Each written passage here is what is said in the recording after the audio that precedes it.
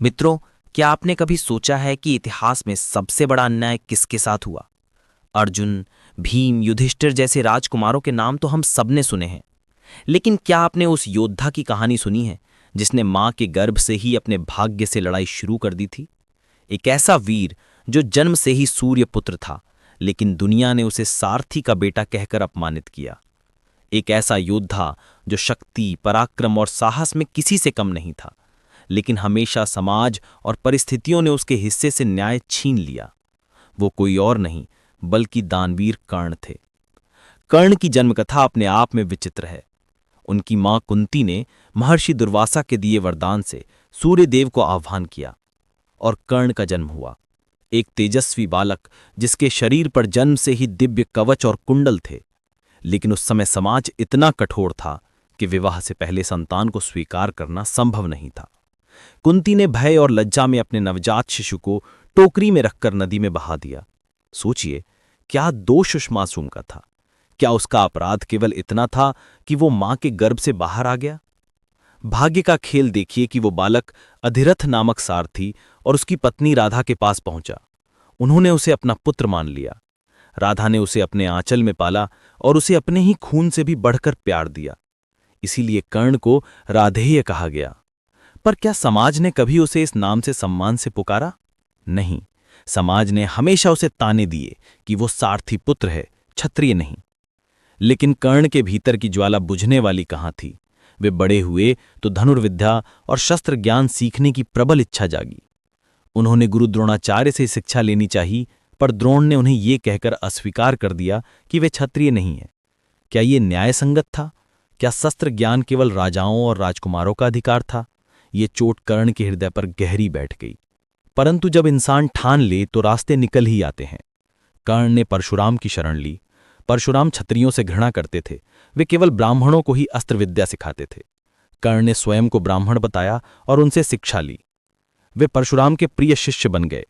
उन्होंने ब्रह्मास्त्र तक का ज्ञान पाया, किंतु भाग्य ने यहां भी उनका साथ नहीं दिया। एक दिन जब परशुराम उनके गोद में सिर रखकर सो गए, तब एक भिक्षु ने कर्ण को डस लिया।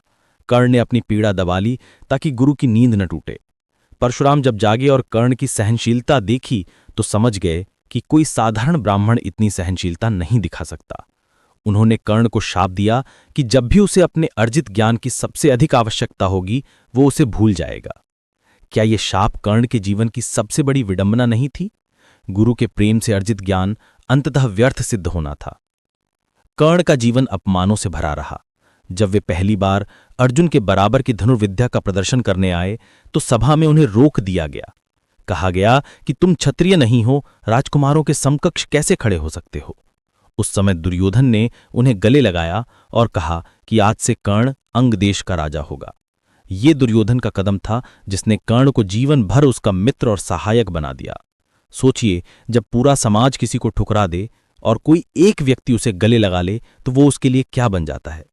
यही कारण था कि कर्ण ने जीवन भर दुर्योधन का साथ नहीं छोड़ा। बहुत से लोग कहते हैं कि कर्ण ने अधर्म का साथ दिया, लेकिन क्या कर्ण के पास कोई और विकल्प था? पांडव उन्हें सारथी पुत्र कहकर अपमानित करते थे। समाज उन्हें नीचा दिखाता था। ऐसे में जिसने उन्हें सम्मान और राज्य दिया, कर्ण उसी का ऋणी हो गया। क्या ये इंसानी फितरत नहीं है कि जो हमें अपनाता है हम उसी के साथ खड़े हो जाते हैं? कर्ण का एक और रूप था, दानवीर। कहते हैं कि वे किसी भी याचक को कभी खाली हाथ नहीं लौटाते थे। उनके दरबार से कोई निराश नहीं जाता था।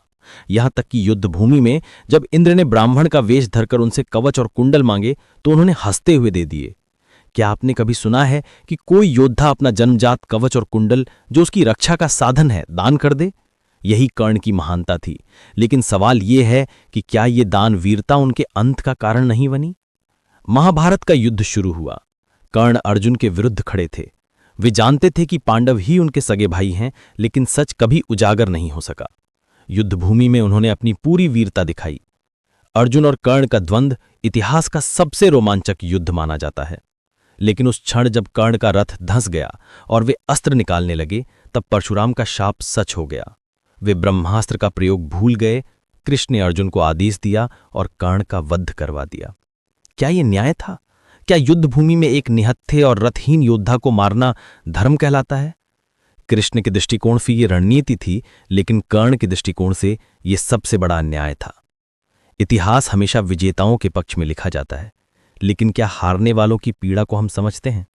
कर्ण की सबसे बड़ी त्रासदी ये थी कि वो जन्म से सूर्यपुत्र और पांडवों के बड़े भाई थे, लेकिन समाज ने उन्हें सारथी पुत्र कहा। वे शिक्षा में अर्जुन से कम नहीं थे, लेकिन उन्हें हमेशा अपमानित किया गया। वे दान में सबसे आगे थे, लेकिन उनका दान ही उनके पतन का कारण बना। वे मित्रता निभाने में अडिग थे, लेकिन उनकी यही मित्रता उन्हें अधर्म के पक्ष में खड़ा कर गई। क्या आपने कभी सोचा है कि अगर कर्ण को समाज ने सम्मान दिया होता, अगर कुंती ने उन्हें जन्म के समय त्यागा ना होता, अगर उन्हें सारथी पुत्र ना कहा गया होता, तो क्या महाभारत का इतिहास अलग नहीं होता? क्या कर्ण पांडवों के साथ खड़े होकर धर्म की रक्षा नहीं करते? और अगर ऐसा होता तो क्या महाभारत का युद्ध ही टल जाता? कर्ण का जीवन हमें यह सिखाता है कि महानता केवल परिस्थितियों से नहीं, बल्कि इंसान के चरित्र से बनती है। उन्होंने हर अन्याय सहा, लेकिन कभी भी अपने दान, अपनी मित्रता और अपने साहस से समझौता नहीं किया। यही कारण है कि आज भी उन्हें दानवीर कर्ण कहा जाता है।